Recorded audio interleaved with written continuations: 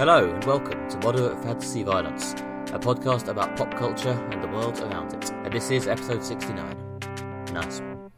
I'm Nick. And I'm Alistair. And today we are talking, of course, about the most recent Marvel film, Ant-Man and the Wasp, which finally came out in the UK. And in the spirit of episode 69, I feel like I should mention the famous comics page where Giant Man appeared to be performing some sort of sex acts on the Wasp while shrunk down to tiny size. They implied it was some sort of oral sex thing, but I'm not sure what was he like licking it with his whole head? Was he grabbing it and headbutting it? Who knows? Yeah, I'll be thinking about the practicalities of that for a while. Yeah, it's if Modern Fantasy Violence can bring you nothing else this fortnight, then I think there's always the visual of a tiny man headbutting a clitoris. But anyway, moving very swiftly on, we're also asking our related question, which is, if you can't release a film at the same time globally, is it still worth bothering? Which, of course, is a reference to the release delay to this film in the UK caused by the goddamn football. But before we move on to all of that, not the Christmas thing, we're probably not coming back to that. Alistair, what else have you been consuming lately? Well, I went to see one of the other big films of the summer. It wasn't Mamma Mia, Here We Go Again. I went to see Mission Impossible Fallout, the sixth film in Tom Cruise's franchise based originally on the 1960s TV show. And my response is it's very good. It's really entertaining. It's a fantastic action roller coaster. I really like the Mission Impossible films. I think they're the plucky little franchise that can. That massively expensive, massively well-reviewed franchise featuring one of the biggest movie stars in the history of the world is the plucky underdog. Well, compared to Marvel, I don't know, maybe, yeah. Okay, you are right that, Tom Cruise probably is still the biggest actor on the planet. Yeah, and obviously it is like an enormous action franchise. But I think a lot of people thought that, like, by the sixth installment, they would be kind of fairly derivative, or they would be playing it fairly for the lols, such as Fast and the Furious started out as like a serious crime cop action film and just became over-the-top ridiculousness by the sixth installment. But they managed to keep this serious spy thing going on. There's some excellent action scenes, including, Tom Cruise jumps out of a plane and then has some technical problems with his parachute on the way down. I don't want to say too much, but like it's this kind of one long shot following his descent from this plane over Paris. And there's also like an epic helicopter action chase at the end. There's some very good car chases in the middle. There's some interesting twists along the way. They've added Arnie Hammer to the cast for this film, who's very good as well. Simon Pegg and Ving Rhames, who've been in, I think, about 5? Oh, no, they've been in 4 each of the previous films. So, yeah, it's a good cast. Yeah, Tom Cruise, all his weird Scientology stuff aside, he's charismatic. He's a great leading man. He does good action films. He does all his own stunts, so it does actually mean that like the action is like right up there, and you can tell that is clearly that man driving that motorcycle, that man climbing up onto that helicopter as it takes off. It is impressive stuff. I would recommend it if you're looking for an action movie to see this summer. Yeah, no, I picked up those films with number 4, which was when they seemed to go from these are films that exist to these are films that are actually good in the general critical osmosis that I get. I haven't seen number 6 yet, but the numbers 4 and 5 were pretty fun. I think when they brought it back with Ghost Protocol, which is very good, they just sort of found a way to make a sort of serious but sort of not too serious action movie. It's got a bit of like jokes and quibs along the way, but it does take itself quite seriously. And I guess in a world sort of dominated by Marvel's sort of action plus banter, which I'm sure we'll come to for our Ant-Man and the Wasp review, there is something like slightly refreshing about how Mission Impossible takes itself that little bit more seriously, but it's not like incredibly po-faced like Dark Knight or Batman v Superman. Anyway, what have you been up to for the last 2 weeks? Well, that's at least a slightly different end of the critical spectrum. I have been reading The Wind-Up Bird Chronicles by Haruki Murakami, the 600-page literary novel about weird things happening to a man in Japan. It's very slow but very good. I've read a bit of Murakami in the course of my life. Every so often I'm just in the mood. I always keep forgetting that he's actually really... There's something weirdly spellbinding about his prose. And, I guess respect also obviously to the guy who translates it, whose name is Jay Rubin, who has clearly done an amazing job making the words sing in English as well. But yeah, there's just something weirdly enchanting about this book, about really not very much happening. It's about a Japanese dude who is unemployed and is, I think, struggling a bit for direction in life, and he's growing distant from his wife. Strange people are starting to approach him. He's starting to see things that make him wonder about how he really feels about things. It's very... based on that description, you can probably see it's very literary novel. And to be honest, I can very much imagine it hits the literary novel cliche so hard that some people may have been heavily put off by my description of it just then. But yeah, I don't know. There's something about Murakami's prose which really makes it hard to put down, even though you often get whole chapters where nothing actually happens except the man walking around his house and contemplating the world. Yeah, I've heard of the book, but I've never read it. It is regarded as one of those kind of must-read, like classic novels that everyone should read at one point in their life. Does it live up to the portents around it? I don't want to say hype because it seems unfair for a literary novel, but did you feel like when you're reading, like, wow, this really is deservedly a classic of literature? I've read about half of it, which it's not a small amount because it's quite long. But yeah, as I say, so far it's kind of spellbinding. There is something like, okay, much as I can see how man contemplates life from his house when he's not actually doing very much, is a bit of a literary fiction cliche. I think it is nice to occasionally read these like genuinely brilliant books written that way, but can actually remind you that it does sometimes work. Yeah, I've read a few Murakami books before, and to be fair, there are a lot of slightly directionless men contemplating the nature of their life while other people orbit in and out of them. But yeah, this is probably my favourite one, to be honest. And I think it is, as you say, regarded as one of his best ones. This is one of his big classics. I think I read it actually because it's been quite heavily recommended by the podcaster Daniel Lewis-Tyson, who has talked about it a bit during his years and years of podcasts. I'm not sure if I've recommended his stuff before, actually, but you can go to DanielLewisTyson.com. I'll try and remember to put a link in the show notes and listen to his many podcasts in which he talks in a not un-Murakami-ish way about, the little ticks and nuances of everyday life. I can certainly see that Murakami's a big influence on Daniel, even though, Murakami's talking about suburban Japan and Daniel's talking about Stockwell in London.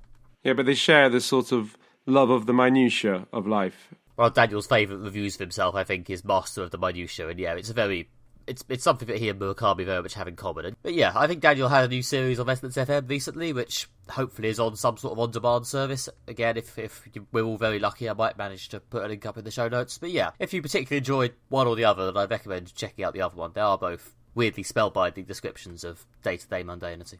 Sounds good. And if after that you're interested in seeing helicopters smash into each other for a change of pace, you can go and see Mission Impossible Fallout. That's probably more the sort of thing we'd normally talk about, to be honest. I imagine our usual 12A Modern Fantasy Violence audience may be more up for that than ponderous literary novels from Japan, but who knows. I like the fact you're elevating the tone of the show. I think I had to make up for the old Ant-Man clitoris talk somehow. Yeah, that's a good point, actually. Yeah, you're really showing your range in this episode.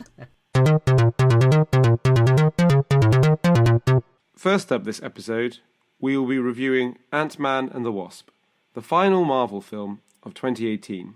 In this film, Scott Lang, aka Ant-Man, is under house arrest following teaming up with Captain America in Captain America Civil War. He's almost finished serving his time when Hope Van Dyne, aka the Wasp, shows up and needs him to help her and her father, Hank Pym, rescue her mother from the quantum realm. We saw this film on its UK day of release. As Nick said, it's been out in the States for a while, but it's new here. Nick, what did you think of it? I thought it was very pleasant, if kind of slight. As a kid who always liked Spider-Man more than the Avengers, there is a part of me, a sizable, slightly teenage part, that is always down for a nice movie about a lone, slightly underdog hero, or, a couple of slightly underdog, lowish powered heroes fighting a lone villain, rather than the big epic sprawl of, like, Avengers Infinity War or Black Panther. That's always going to be the level of superheroing I'm kind of into. And, yeah, this is another decent film in that corner of the genre. It just felt slightly nothingy. I felt like it never quite built to a glorious climax, but it's very fun. It's a very hard film to actually dislike. It's definitely going very hard on the charisma/jokes section of the Marvel formula. There's a lot of very likeable characters making a lot of jokes. Not unentertaining, but I felt like much like the ghost villain person. Just slightly intangible. It just slipped through my fingers a bit. What did you think of it? Yeah, I would agree with most of what you just said. I like the change of pace after the sort of big scale of superhero films this year, that this is more sort of, getting back more to sort of Spider-Man level, sort of, a kind of self-contained story about a hero and a villain. And the characters are very strong. We can come to them in a bit. I do like the dynamic between Scott Lang and Hope, and Michael Douglas, who plays Hank Pym, is very good, and they've got a good cast in this one. Lawrence Fishburne, Michelle Pfeiffer, good additions. But yeah, this film lacked something that really, lacked something that kind of elevated it to the level that previous Marvel films have achieved. I mean, I felt it didn't have a strong formula as, say, Spider-Man Homecoming. And even I probably prefer Deadpool 2 to this, which I think is the best comparison. I mean, another slightly smaller scale superhero film of this year. I've been thinking about this for a bit, and I think what Ant-Man and the Wasp lacked is it didn't have any really good, solid set piece, either action or jokes.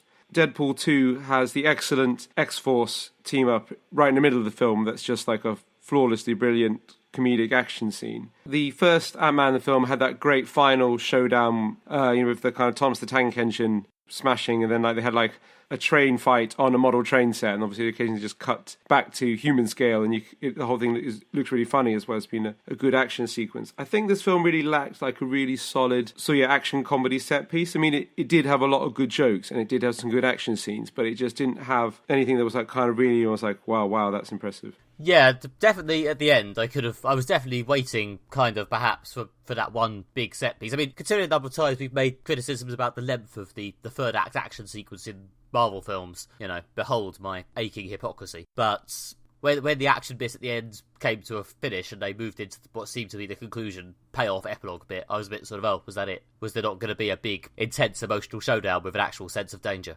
And, I mean, you mentioned Spider-Man Homecoming. I mean, that, I think, pulled off what Ant-Man and the Wasp is trying to do a bit more effectively, in that the jokes were slightly funnier, and there was enough intensity at the end to make it not feel slightly vapid. Yeah, and it had some very good set pieces. I mean, a direct comparison is both Spider-Man Homecoming and Ant-Man and the Wasp have boat-based action scenes taking place in the bay of major American cities.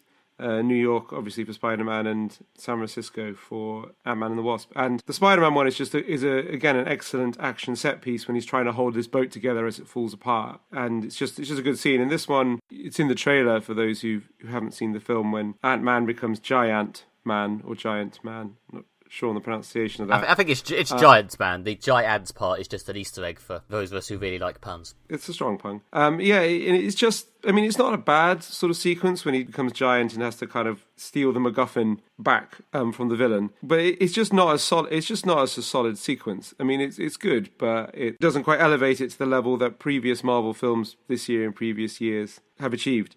One thing I actually would say on this subject of MacGuffins, the MacGuffin for the majority of this film is Hank Pym's lab, which is a full-size tower block that can shrink to the size of a suitcase, complete with handle and wheels, that basically they're fighting over throughout the entire film, and it at various times expands and contracts. And actually, I thought that was very clever, sort of brilliant MacGuffin. It's the only time I remember a film when everyone's fighting over a miniaturized building that occasionally expands into a real-life building. Yeah, obviously it was clever because a lot of the times the MacGuffin is something, in Ant-Man and the Wasp, it would be something like the quantum compressor. I really did wonder if there's a part early on where the Wasp has to buy a bit of quantum tech in a suitcase from a sleazy guy played by Walton Goggins. And I did wonder, is that suitcase going to be the MacGuffin for the whole film? But no, I mean, it's a nice bit to actually have the MacGuffin be something that's okay, I can see why you want that. That is reasonable and sensible. And yeah, I mean, to segue into one of my other bullet points, the thing that is good and fun about this film is, well, one of the things is the way they play with the size-changing powers in sort of fun, creative, hyper-real,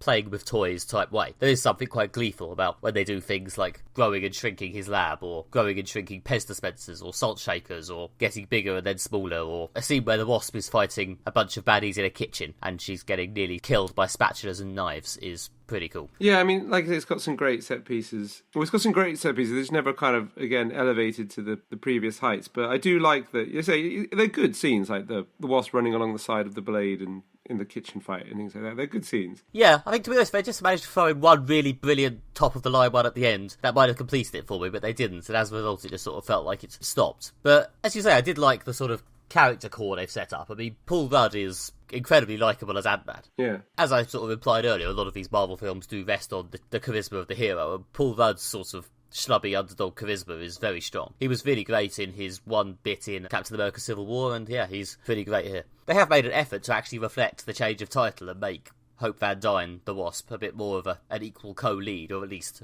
very much the main other character in the ensemble. I still feel like it's kind of Paul Rudd, Scott Lang's film, but Hope Van Dyne is definitely more of the main secondary character rather than love interest like she kind of was last time. Yeah, you're right. They've done a good job of elevating her character to and making her like a proper action star in this one and like part of the universe. And they're a good team up. I mean, it's one of those things that as this film kind of lacks some of the magic that previous Marvel films have, it's good that having this kind of co-lead situation does give it something that does make it slightly different to, Spider-Man or something like that. So they are trying to elevate the game, push things forward. Like I say, it lacks something to tie it all together. But I don't know, I think without the Wasp, this film would have been much weaker. I think their double act is quite well balanced. Like, she isn't positioned as the sort of tutting, schoolmarm, eye-rolling, boys character, which is good, because obviously that would have been infuriating.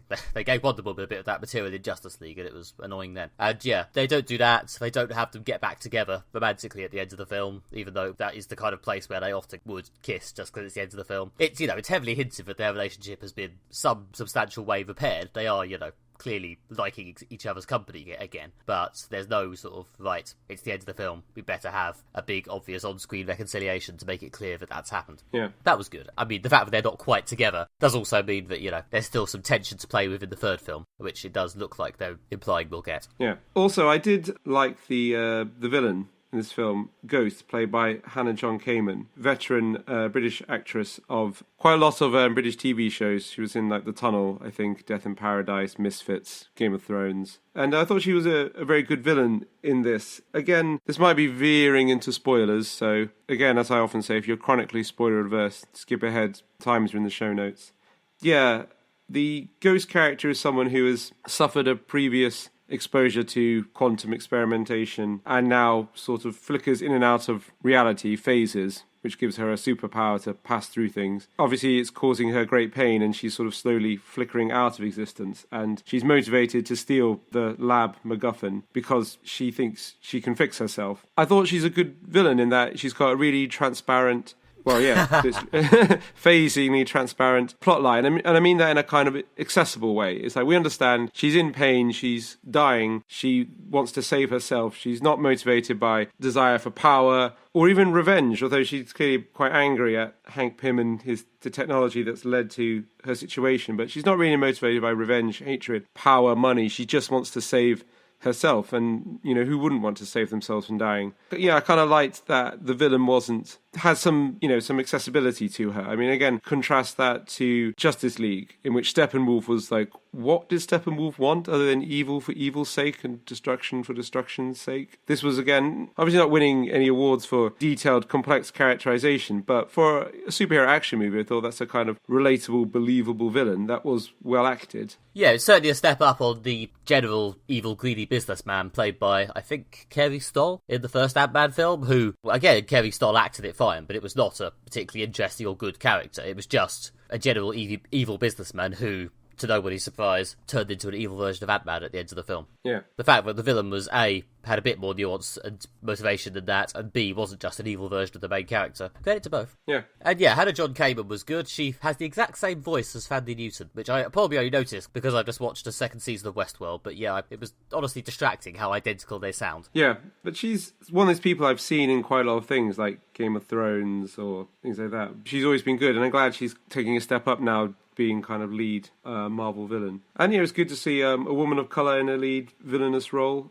which is also unusual. Yeah, it's good to see they're making some effort. And the other sort of main part of the cast we haven't really discussed is the best friend character, Lewis, played by Michael Pena. Ah yes, the main comic relief. Yeah, he was great in the first film, and they've clearly realised it as he gets a lot more to do here. Yeah, although in the first film he had his two set-piece jokes. His big jokes, which I thought were kind of funnier than any of the bits he had in this film. Although they made the decision in this film to give him two stupid sidekicks, which is always funny to have. Having that kind of comedy relationship, I think, really worked well for the character. Having him trying to be like a boss, starting the security company, and having to deal with these two morons he's hired to work from him. But yeah, I think the character in the first film was kind of embellished by Pena quite a lot himself. I think I read somewhere that when he got the script, he said, this is a bit of a generic character. Can I add something to it? And he came up with the fact the character is really into red wine and conceptual art and things like that, which is obviously completely not what you expect from this guy who's supposed to be sort of the criminal friend of the criminal main character. And I think they did a good job of giving the character lots of jokes and really leaning on the fact that this guy's funny and can act well. I don't know, but maybe there wasn't any kind of joke that knocked out the ballpark the way the red wine joke did in the first film. But I do think he was very good in this movie. Yeah, again, he's very good. Here's another sort of likeable character in a sea of them. As solo films go, it's quite a crowded cast of big people vying for space. Considering they bothered to promote the fact that Michelle Pfeiffer was in this film, she wasn't in it very much. I assume she would get more to do in the likely third film, but still. They also did quite a lot of interesting special effects to digitally unage Michelle Pfeiffer and Michael Douglas for the flashback scenes to Hope's childhood. It did look quite convincing. They made them look younger. Yeah, that's becoming a weird trademark of Marvel films now, isn't it? Digital de-aging of people, often quite famous people. Nothing quite as funny as young Robert Downey Jr. from Civil War, but it was impressive. That was very good. So yeah, overall quite strong. There was one element of the film which I sort of didn't really like very much. Well, I've been thinking about this, and I think there's a possibility this is an unfair criticism, but it is a criticism nonetheless. Okay. Which is, there is a lot of bollocks science in this film. And, really a lot. And at one point, I was shaking my head, and then a little voice in my head said, you got to treat this like a fantasy film. Stop trying to think stop trying to think of scientists. It's a superhero film. It's more, just go with the fantasy of it. But there was an element of saying, I can accept a bit of silly science, but when it gets to the point that it's actively distracting me from the film, that is a problem. It's taking me out of the fantasy. And there's just too many weird things. I'm not a physics expert by any means, and what I picked up, I mainly picked up from science fiction, so again, could all be wrong. But when they go to the quantum realm, and then things but time is still functioning normally. He has a clock that kind of just counts down seconds, and Michelle Pfeiffer's been sort of aging while she's there. And I thought, but this is quantum universe where physics operates differently. And also, what has she done for food? And did she live in a little house in the quantum world where she's been living for 30 years? And how come she hasn't gone totally insane through isolation and weirdness? Maybe these are things they'll explore in the next film if Michelle Pfeiffer's in it more. And there was just all sorts of weird bits that the science was so sort of nonsensical, hand-wavy, that it just kind of did distract me a bit from some of the action scenes, which is not what you want. Okay. That didn't bother me at all. I did think that the quantum world, which seemed like a lot more of a really weird, surreal place in the first film, did seem a lot more of a just a, generic place to go in this one, which was, I guess, kind of a shame. But the actual science of it didn't really bother me. It's comic science. It's high concept magic, basically. So I generally assume it has the same relationships with real science as the average episode of Doctor Who. Yeah, which is how you need to approach the show. And I'm more than happy in Doctor Who to say this makes no sense. But yeah, and I did want to not be distracted by it, and I do think it is to some degree an unfair criticism. But there is the sense that if something jerks you out of the fantasy, there is a flaw of the film. I'm not sure. I think in general, as long as these things roughly obey their own rules, I tend to just let them go with it. Yeah. Although, also talking about the scene towards the end, obviously, when Michael Douglas gets shrunk to quantum tininess to rescue Michelle Pfeiffer, there was I thought a really, really good bit when he's shrinking and he kind of gets stuck when he's still on the plane of regular physics, but is very, very, very, very small, and he nearly gets eaten by a dust mite. Which was, I thought, that was a very clever moment of someone's someone probably looked at a picture of dust mite and goes, hey, God, those things are terrifying. I'm glad that they're so tiny that you can only see them with a powerful microscope. And I just had an idea for an action scene. That was not something that bothered me. As I say, I felt the film was fun, if at times very slight, but yeah, the science didn't really bother me. But I would overall say that I enjoyed it, and it made me laugh. There were good jokes in it, great action scenes, good villains, strong cast. Yeah, say some old favourites like Lawrence Fishburne and Michelle Pfeiffer, obviously, and new cool people. Evangeline Lilly is not someone I know particularly well, but she's very good in this film. So yeah, overall it gets a thumbs up if the thumb is tilted a bit. The thumb is at an incline. Isn't Evangeline Lilly in your beloved Lost? She was, yes. Just checking. Other than Lost, which we won't revisit because, again, not really sure. Actually, she's in the Hobbit films, which I didn't like. She's in The Hurt Locker, which is amazing, actually. And I'm more familiar with her stuff than I knew. I just didn't remember her. I have genuinely not seen any of those things. But yeah, I thought it was fine. Yeah, I would have liked it to either be more exciting or more funny. I felt like neither the jokes nor the action ever kicked hard enough to compensate for the slight lack of the other, if that makes sense.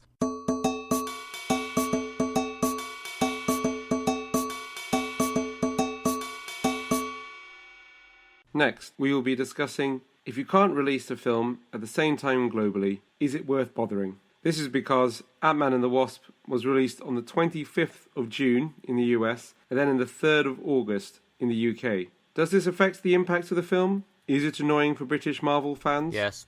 Nick, what are your thoughts? Yeah. To be honest, this annoyed me more conceptually than in reality, in that When I first heard about this back in the grim past of like May, I did get a bit, what?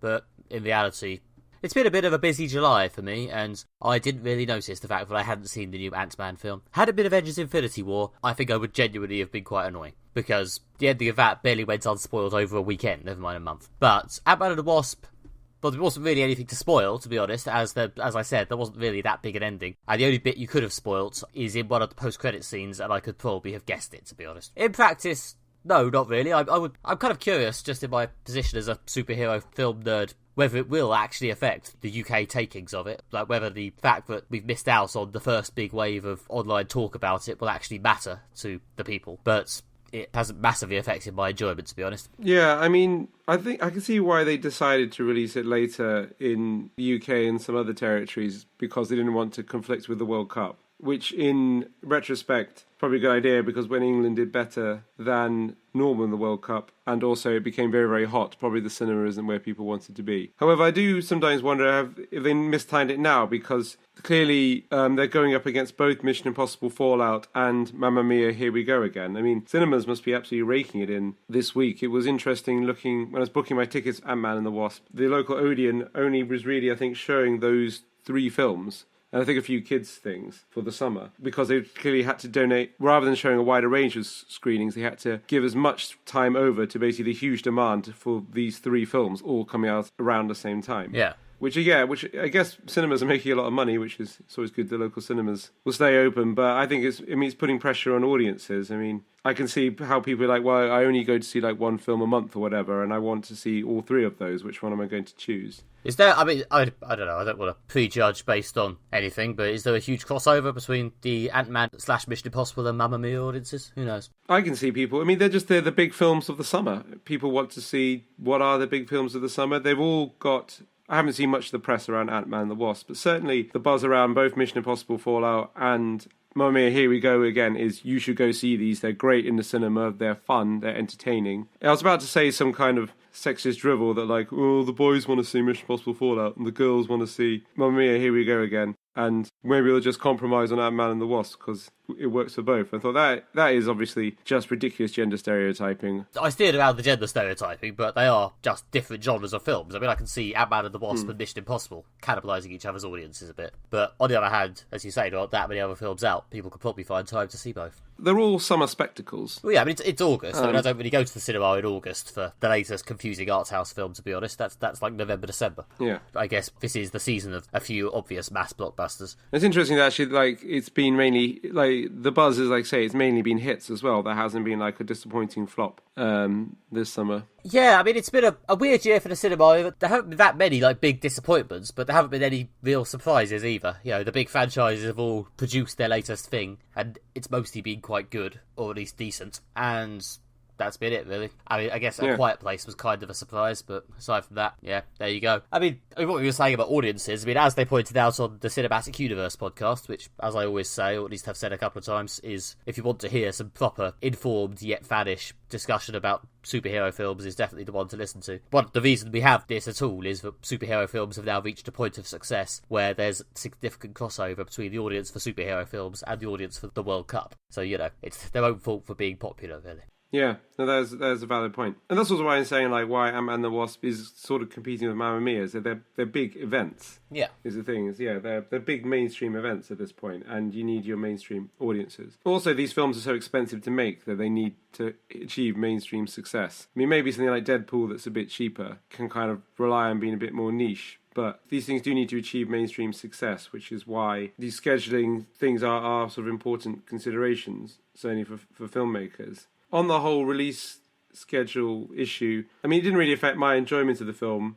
Like I say, there was nothing that was spoiled. Had it been Avengers Infinity War, I might feel different about this. But I do feel on some level that we live in a globalized world now. Obviously, you do have to separate films into territories for distribution and marketing. But I do feel there's a sense of like the film community is a global community. Social media, the internet has connected us with fans all around the world. And it is better if all the fans get the film at the same time, the whole community. There's no kind of preferential treatment to the Anglophone worlds or the white Western world or America in this case. This might be a situation of like British people are moaning about having to wait a month for a film when I'm sure there are other territories that get everything really late, and it's just probably absolutely infuriating. But yeah, they should release a big film simultaneously everywhere at once, because we're a global film community. We're all chatting through social media, the internet. We're one thing. And also the nature of globalization and the nature of these online communities is that, a geek in Argentina or,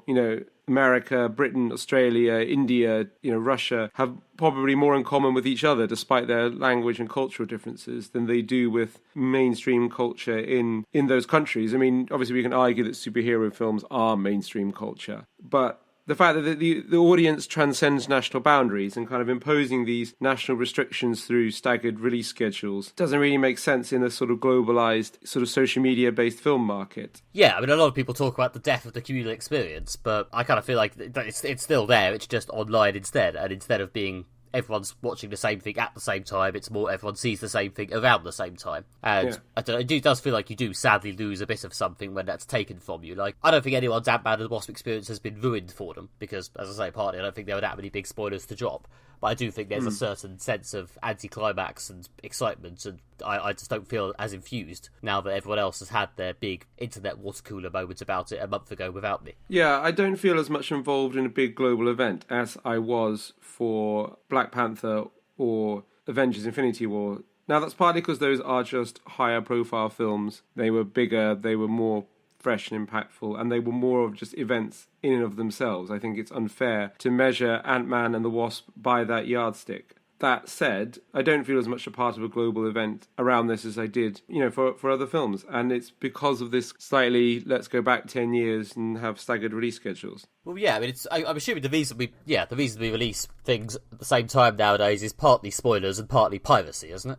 It's basically a combination of those two things. Yeah. Well, I suspect from the studio's perspective, it's mostly piracy, with the side helping of that also makes it less likely you'll be spoiled. And also the globalised nature of the film market means that, like, people want the product now, and they're aware that other people are getting it, and also they want to build social media buzz. The media promotion that's done around these big films is aimed much more at an international audience. Clips of Robert Downey Jr. on Jimmy Fallon shows is, shared on YouTube and Twitter and reaches an audience much bigger than just America and builds anticipation around a big film. I think it's partly just to capitalise on the fact that there is a global film market and a global film community by releasing things everywhere and creating international buzz. In terms of the social media thing, I mean, and it is, as some American listeners might point out, it might be slightly hypocritical for us to complain that we got this film late, when a lot of Marvel films we actually get a week early.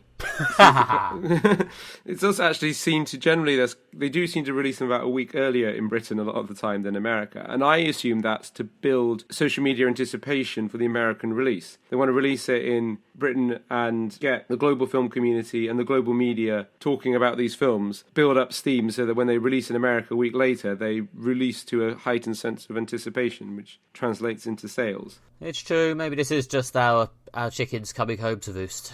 Yeah. Obviously, I don't have to like it, but still. Yeah. Film's better served by filmmakers acknowledging the global nature of the film community and working with that, is my hot take. Yeah, I think so. I don't want to slide into, fan entitlement. Where's my movie? Give me my movie now. Why haven't you given me my movie? But, at the same time, I think it's a shame to not do it when you can, because who's really losing out? There's a good chance you'll make more money as a result. There we go. Okay. And thank you for listening to this steaming hot 69th episode of Moderate Fantasy Violence. If you've enjoyed the show, then please do leave us a review on iTunes, because, as ever, it somehow helps us rise up the mysterious algorithmic ladder. And if you want yet more Moderate Fantasy Violence-related information, you can go to moderatefantasyviolence.com, surprisingly, where we have a whole website containing all our episodes and a few articles and deleted scenes and such. You can also find us on all the good social medias. We are on Twitter, where we're at MFV Podcast, and on Facebook, you can search for Moderate Fantasy Violence and click on our purple logo to follow us there. I've been Alistair Ball. You can find more of me on Twitter at AlistairJRBall, or more of my writing at redtrainblog.com.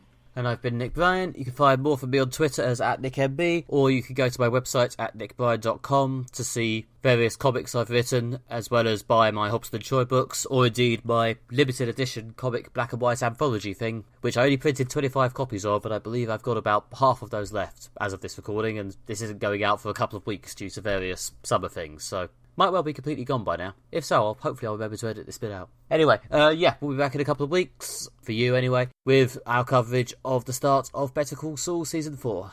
Thank you for listening. Goodbye. Bye.